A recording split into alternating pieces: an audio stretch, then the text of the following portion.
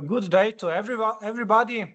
Thank you very much for joining the second AI for Cybersecurity online workshop, which is organized as a part of the ALiEnS-SOC European project. This project deals with an important topic of the Energy Security Operations Centers for ensuring a high level of cyber resilience of the energy sector, both in Slovenia and also in an international environment. So this project is now entering into its second year. So quite a lot has been going on within the scope of the project. And we are very glad to share with you the latest achievements of the project. So we have several presentations at the agenda today, which I hope will be very interesting to you and will provide you a good and interesting insight into what the project is aiming to achieve, and also various aspects that we were dealing with as a part of the project and will help us to strengthen the resilience of the Slovenian electricity sector and also the infrastructure. So in today's workshop, we have 4 presentations. Most of them will deal with the achievements that are part of the work package 2 of the ALiEnS-SOC project. So we are providing the analysis of the ecosystem, and the first 2 talks will deal with the regulatory requirements that are related to the energy infrastructure and will be taken care of as the part of the solutions that will be developed and deployed in the ALiEnS-SOC project. And the second talk will then deal also with different cyber threats and vulnerabilities, and also risks that have to be addressed as part of the platform. So as the first presenter, I would like to ask Mrs. Melita Šinkovec from URSIV to present us the regulatory aspects that have to be fulfilled in the energy sector, and also all of those requirements will be addressed by the ALiEnS-SOC platform. Thank you very much. Good morning. My name is Melita Šinkovec. I work at the Government Information Security Office, and I'm a part of the team working on Working Package 2 of the ALiEnS-SOC project. In the next approximately 10 minutes or a little bit more, I will present you our work completed so far. We were tasked to prepare analysis for the regulatory compliance of the electricity ecosystem. Allow me firstly to go through the content of my presentation. We will speak about regulatory requirements as basis for our analysis. I will present a methodology that was used during our analysis. We will go through the risk management measures that should be implemented within the risk management with the aim of ensuring information security. We will touch upon recommendations, and towards the end, I will shortly brief you on assessment of the information system that intends to be used in Electricity Security Operations Center. So let me continue with the regulatory requirements that were actually basis for our analysis. So in the framework of analysis, we firstly analyzed Information Security Act that entered into force in June last year, 2025. Then we assessed delegated regulation from 2024, 1366 of 11th of March 2024, supplementing regulation of the European Parliament and the Council by establishing a network code on sector-specific rules for cybersecurity aspects of cross-border electricity flows. Then our next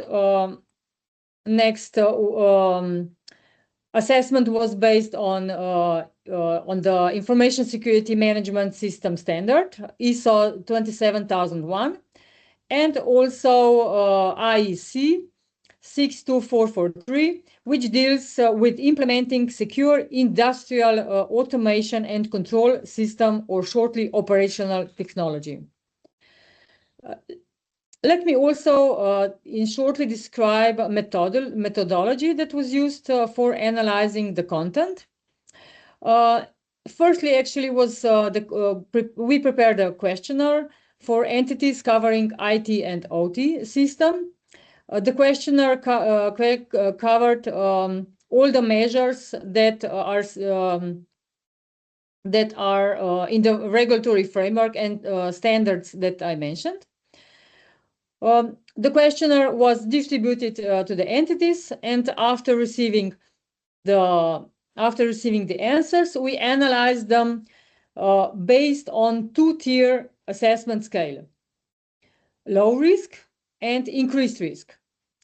Measures were marked as low risk if the existing regulatory breach would pose a low risk of significant incident. And if measure was marked as increased risk, this means that regulatory breach would pose an increased risk for significant incident, saying that if the regulatory breach would pose an increased risk, we prepared some recommendations for the measures, which I will present them in the as following. Let's see the measures that I will point them out all. Let's go quickly through the risk management measures that were analyzed. So we focused on implementing on implementation of 14 measures defined in regulatory framework and ISO standard. Measures that were analyzed are written in the slide. So we analyze whether the entity has prepared a network information security policy, whether the entity defined the roles of CISO management and the people that are involved in the process and their responsibilities. Then we analyzed whether entities have incident management in place, whether they have risk management in place. Inside incident management, we were also interested if they prepared incident response plan.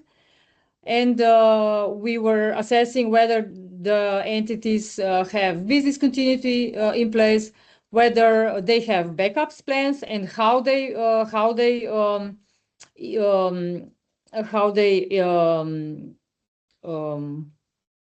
organize, or how the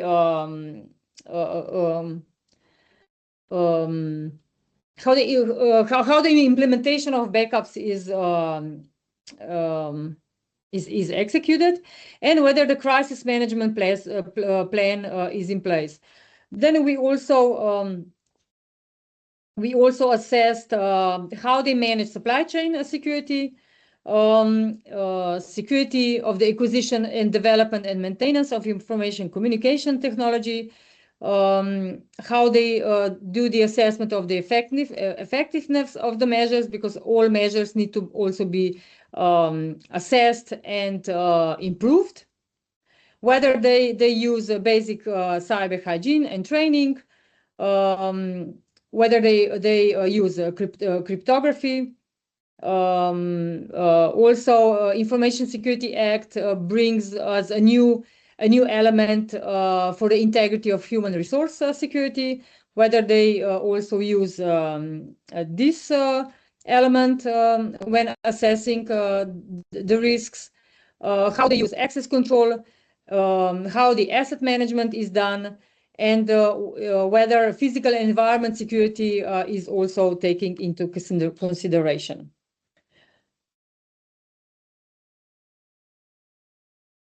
So, following, the analysis showed that the most shortfalls that could pose increased risk for significant incident appeared inside two measures. Those are supply chain security and security of operational technology. For that reason, in those two fields, in those two measures, we recommended some activities that would improve the implementation of those measures.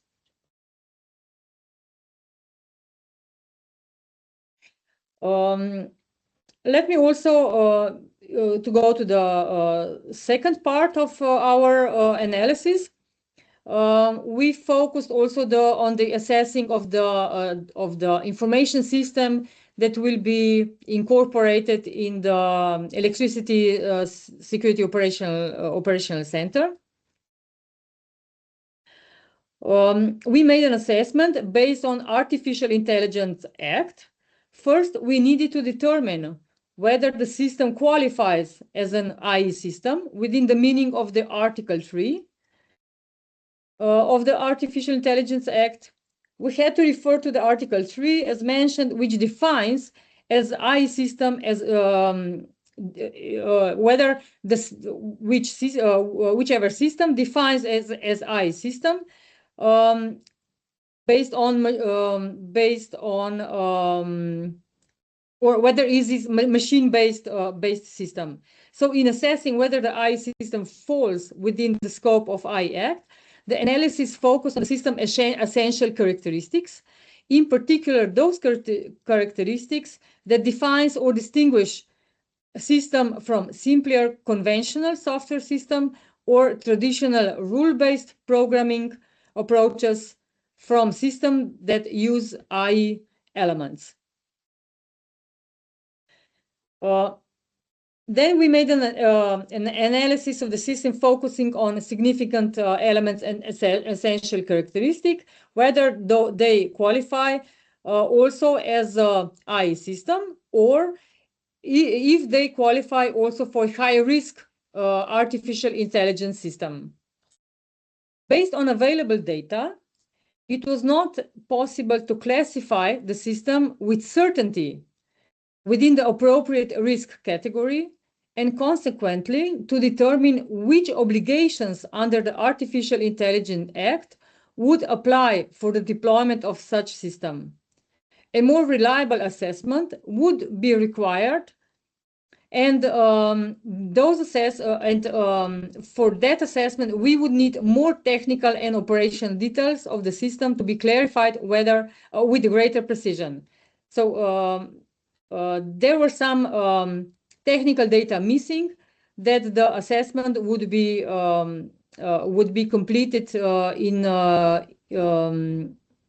more precise mode. Nevertheless, based on available data, it can be concluded that the system satisfies the definition of the artificial intelligence system within the meaning of Article 3 of the Artificial Intelligence Act. Furthermore, the system, based on the current analysis, was not classified as a high-risk artificial intelligence system. When making assessment, we also need to consider the European Commission guidelines on the definition of an IE system, which says that artificial intelligence system must be assessed during the whole life cycle perspective.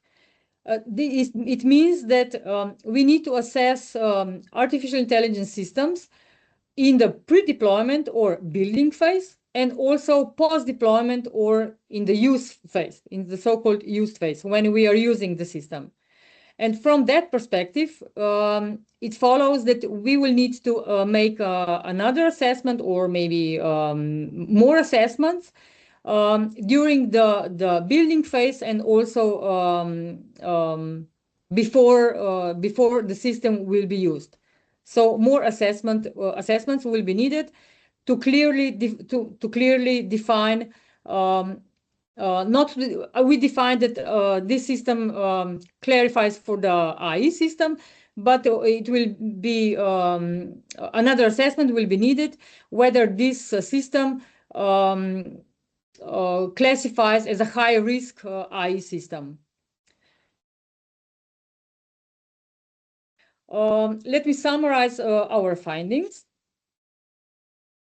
Entities must ensure full alignment with regulatory frameworks such as Cybersecurity Act, relevant EU regulations, and of course, Artificial Intelligence Act.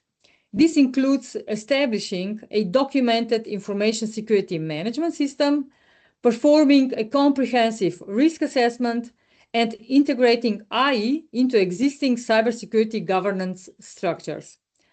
When dealing with artificial intelligence systems, the detailed technical documentation should be available. The technical documentation must define at a minimum the functions of the system, its mode of operation, and its mode of use, autonomy, outputs in the form of predictions, recommendations of final decisions, human oversight, and others. So in that then if we have all of that, we can it's easier to define in which classification the AI system belongs. At the same time, a risk assessment must be carried out of the impacts arising from its use. It is therefore necessary to define the intended purpose of the system, its place within the architecture, and the scope of its deployment. So if that concludes my presentation. If any other questions will be raised, we can address them.